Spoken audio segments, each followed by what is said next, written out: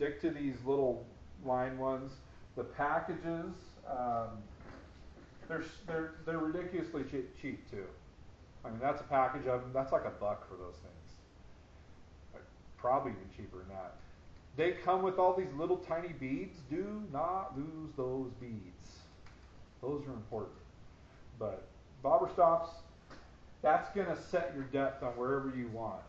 That bobber stop, when you put that little knot on there and tie it off, and so I've got that set to right here, which means, so this is what they call a slip bobber. When you cast that out, it's going to sink and stop right there where you have that set, and that's how deep you're going to fish. If you're fishing, if it's 5 feet deep, that's a 4-foot setup. You always want to be about 1 foot or 2 off the bottom. You can move this. You can slide that guy and make it deeper, or you can pull it down and make it shallower.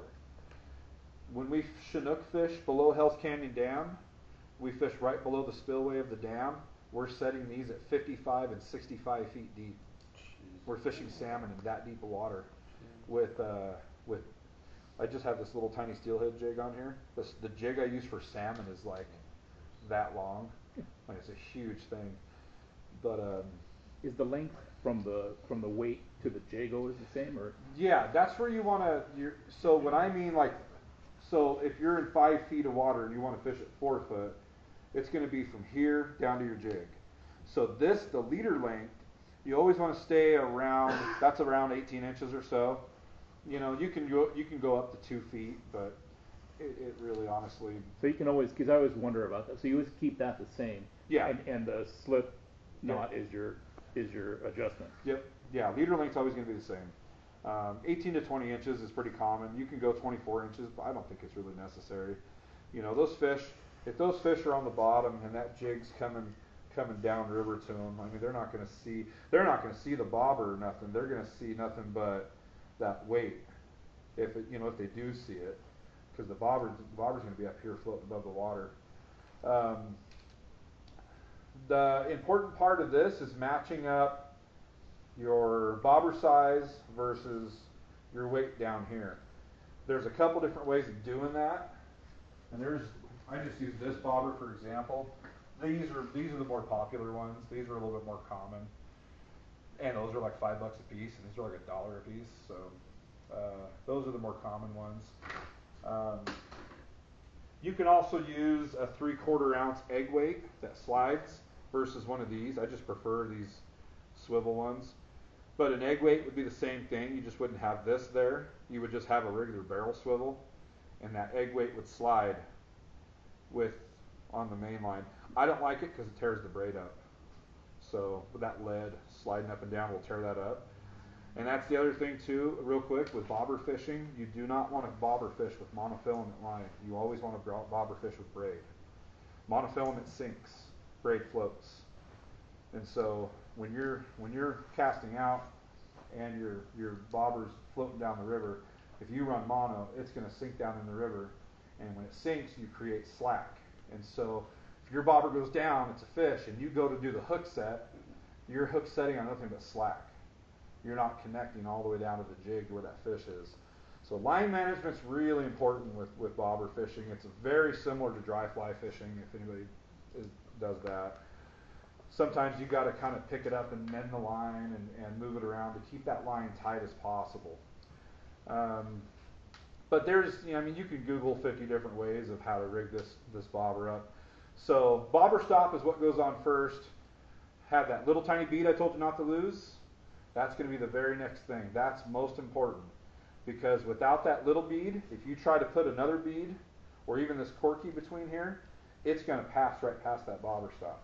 So that's where you need that little tiny one that's going to stop it. That corky is just kind of there for presentation purposes, and it just helps keep the bead from sinking down into the top end of the bobbers and whatnot. And that's just one of those things that's always been done, and I just continue to do it. Bobber slides up and down. I always like to put a bead between that because that's an insulator.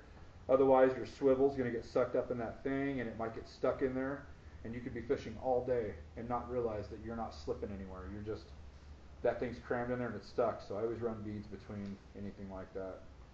And that'll save on your knot too. Your knot won't get beat up. That's why I like, that kind of stuff.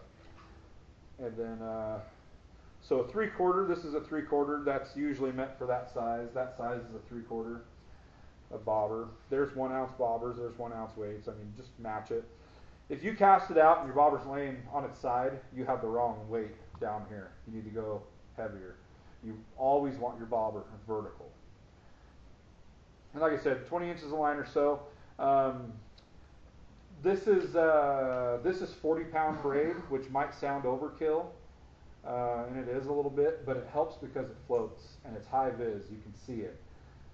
Steelhead are kind of leader shy, but the business end is down here. They're not going to see this line up here. It's going to be floating on the surface. When you say match the weight, so 3/4 ounce bobber to a 3/4. Yes. But then do you factor in the jig weight too? So factor that in with it too. Okay. And on seeing this, that's kind of getting more into salmon jigs because they're so heavy. This is an 8 ounce jig head. It's not going to have too much of effect on this. As long as that bobber's vertical in the water. If it starts floating, you need to, you're down here, you need to add more weight or something. And you can even add split shots. You can clamp on split shots right here halfway. If you get that problem, okay, so let's say for example, sometimes I have a buddy that likes to run 16th ounce jig heads. This is 8. You don't want to go bigger than a 1/4. 1/4 is getting pretty big for steelhead. 1/8 ounce is my favorite. That's what these are. And then 16th would be the smallest you want to run. That's like a micro jig. Those are actually kind of hard to find.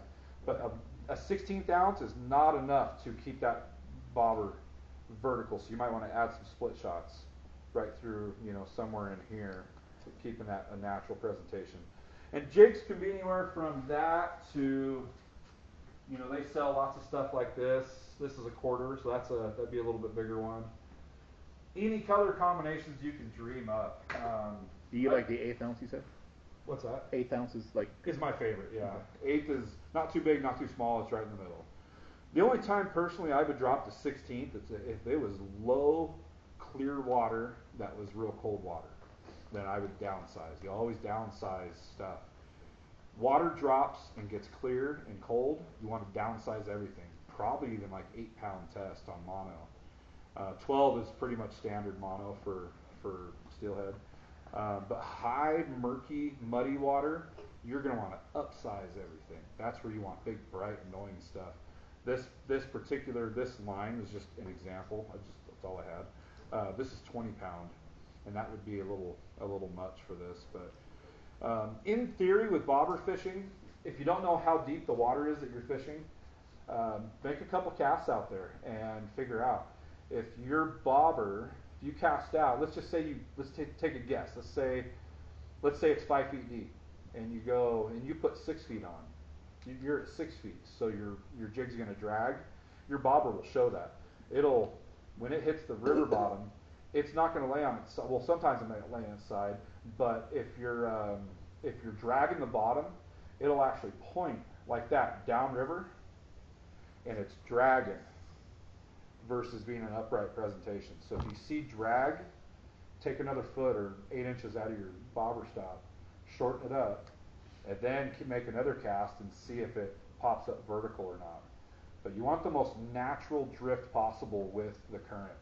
You don't want to have too much pressure on it. You don't want to. It's kind of a finesse thing, but it's just a matter of casting it up, getting that bobber vertical, keeping the slack out, and just keeping it down, going and going, get the longest drift you can, and then reel it up and you do it again. It's pretty tedious.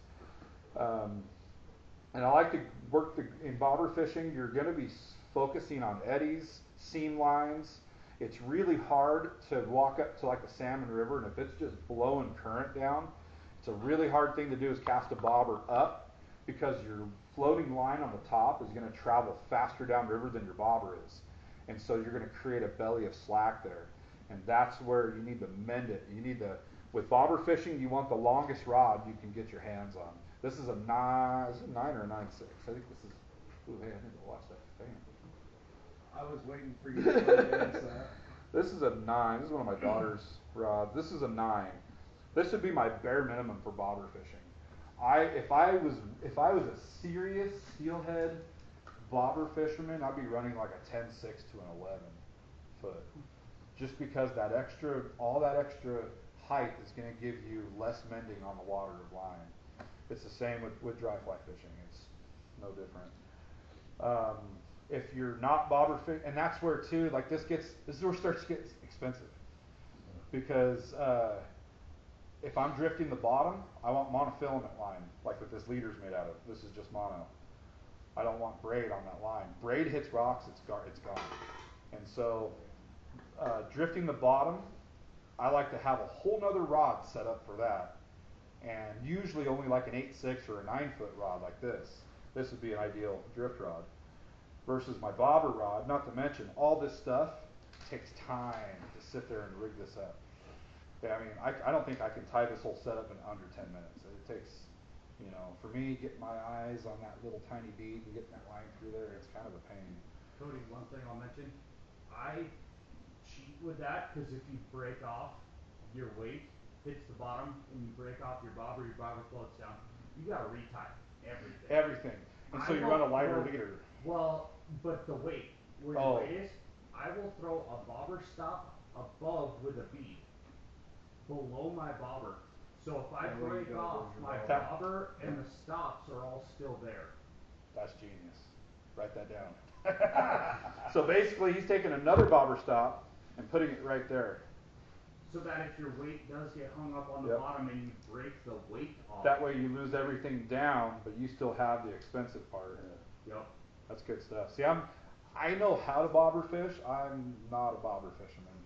I make fun of bobber fishermen. I'm that guy. I mean, it's highly effective. I was bobber fishing on the boat the other day, and we were doing a family trip, and I didn't have to do anything that day except for be there, so I was fishing, which I never get to do, and I was bobber fishing because it is effective. But I had my spinning rods right here too. Everywhere we went, I was going back and forth. I'd do bobber for a few minutes, chuck it up on the roof, grab my spinning rod, start throwing the spinner, and I was going back and forth. What do you think of?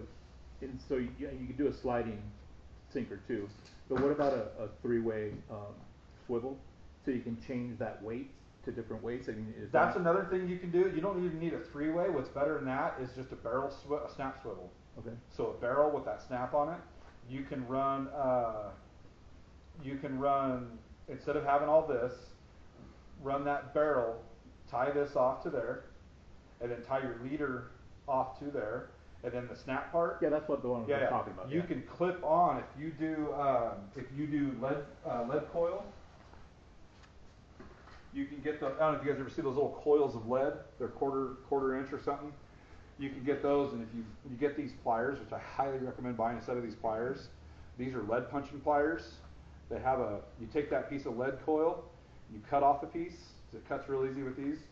You take the smashy part and you smash down the tip, and it makes it flat. And then you take that hole punch and you punch a hole out, and you can snap that weight right in there. And you can adjust your weight that way doing that, versus a three-way. Right. Yeah, snap swivel. Yeah, you don't. I own 2 pairs of these things. That's how crucial they are to my.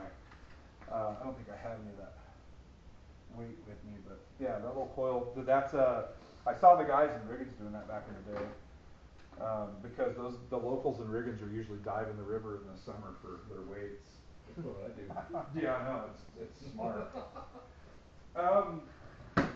With bobber fishing and jigs, I mean, I have a whole array of different colored, different combinations of jigs. These ones, my buddy ties for me. He's down in Hell's Canyon. He's one of the locals down there on the Oregon side. I think I pay him $1 a piece for these things. I mean, they're so easy. If anybody knows how to tie flies, these are even easier. I mean, but there's any color combination you can dream up. Hell's Canyon, I'm a real big fan of white and pink. But I think the standard best color in every single river and every single combination is what we call the skunk jig. White head, black body, that's a standard. That's something you better have 5 or 6 of in your arsenal if you're going to get into bobber fishing. when I go and fish, if I was to make a trip to Riggins and go fishing, I mean, I'm gonna be set up to do everything. I'm gonna have bobber rod. I'll have my bobber stuff. I'll have spinner rod. I'll have, you know, everything set up and all that.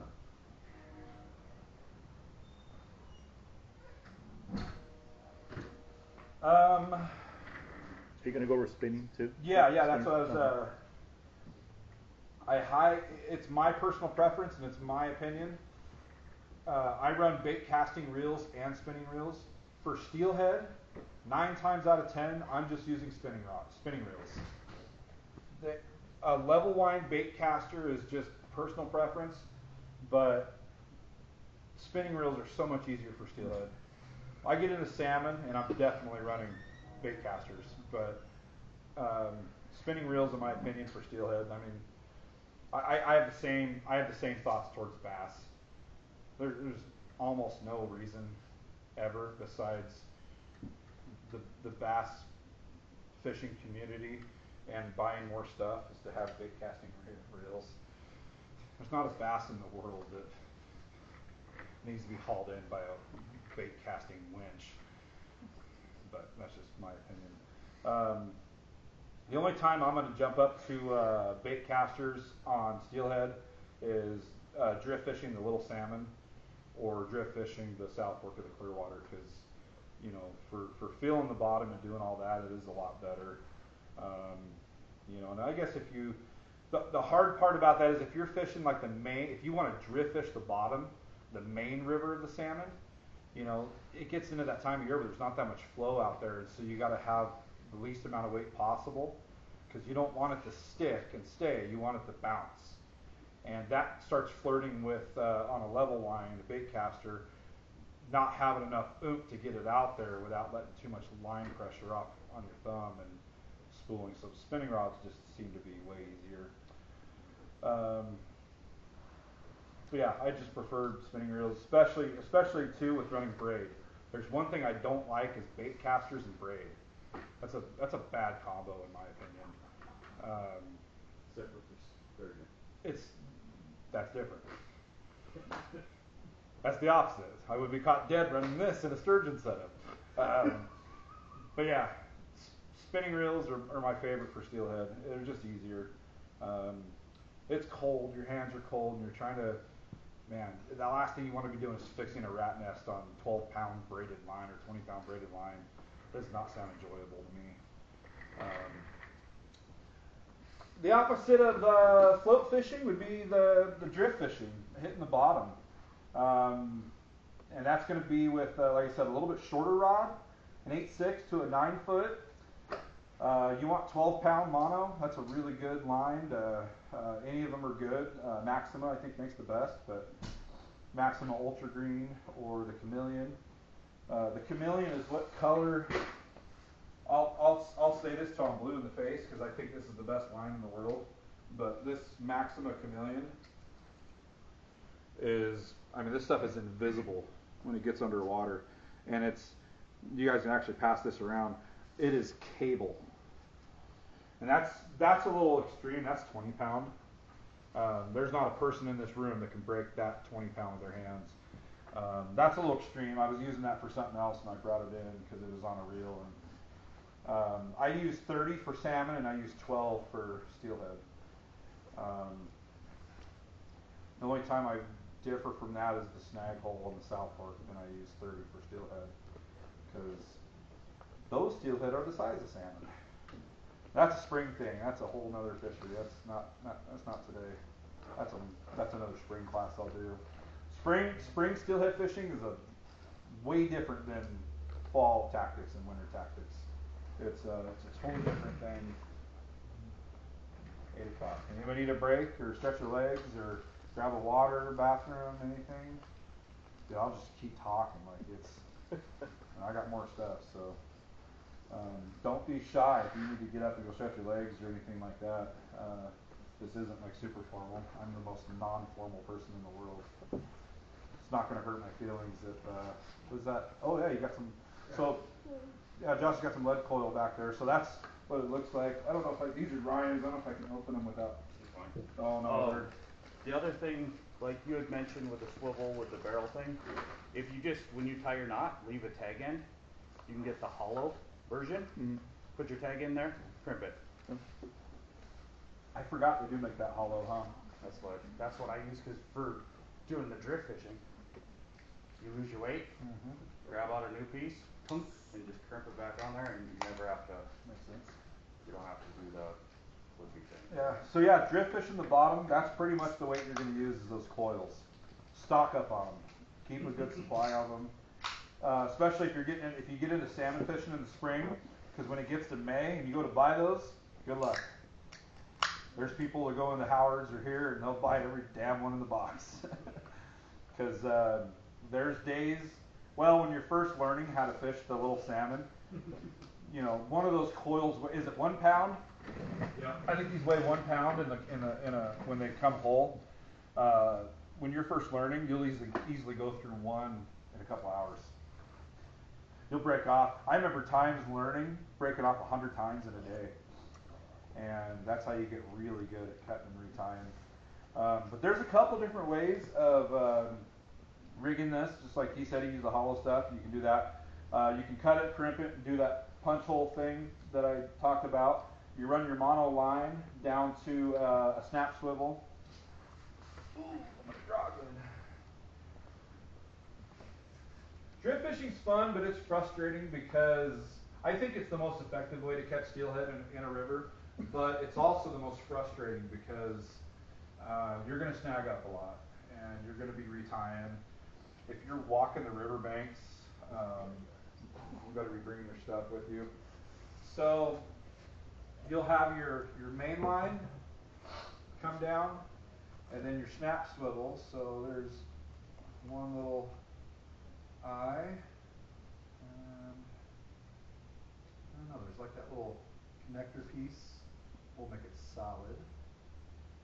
And then you'll have the other end of the eye, and then you'll have that clasp that kind of comes off like a oval, and it has that little, wow, really trim this. Yeah, that's great. And your leader. Okay, so your main line coming down, 12-pound mono.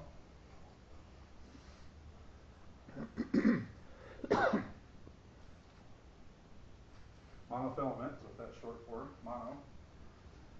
12-pound main line coming down, your barrel swivel, you'll tie a knot to that. There's your barrel swivel, your other eye and your leader going this way, and then it has that clasp, and that's where you'll clip that weight in. You'll just open that little clasp up and clip your weight in, your little weight will hang like that.